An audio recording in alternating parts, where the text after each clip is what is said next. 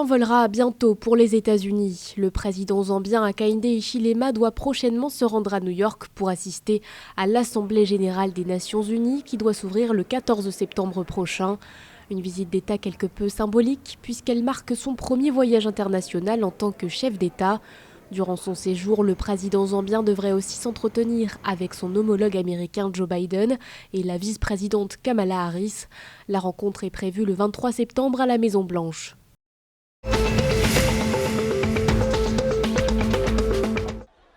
En Afrique du Sud, les plus de 12 ans pourront désormais se faire administrer le vaccin Pfizer. La décision a été actée par l'autorité des produits de santé. De ce fait, la campagne de vaccination, qui a démarré du mauvais pied, va pouvoir s'intensifier. Sur près de 60 millions d'habitants, le pays n'a pour l'heure vacciné qu'un peu plus de 14% de la population. Mais les autorités semblent bien déterminées à augmenter ces chiffres. Le laboratoire pharmaceutique sud-africain Aspen s'est lancé dans la production du vaccin Johnson & Johnson.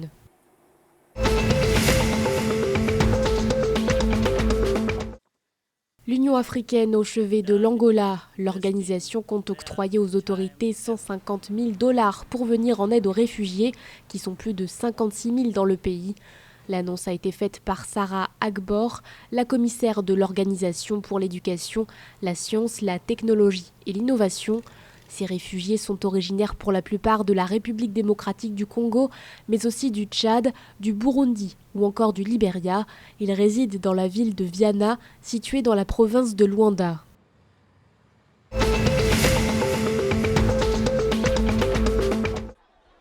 Une réduction des tarifs d'électricité pour l'ensemble des établissements scolaires, c'est la requête de l'Action nationale pour une éducation de qualité en Zambie.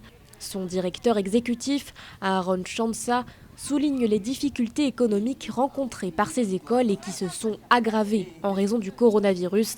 Actuellement, ces établissements payent 3 000 kwacha zambiens par mois en électricité. À ces frais s'ajoutent également ceux des internats estimés à 25 000 kwacha par mois. Des tarifs trop élevés pour Aaron Chansa qui demande à ce qu'une solution soit trouvée avant la période des examens.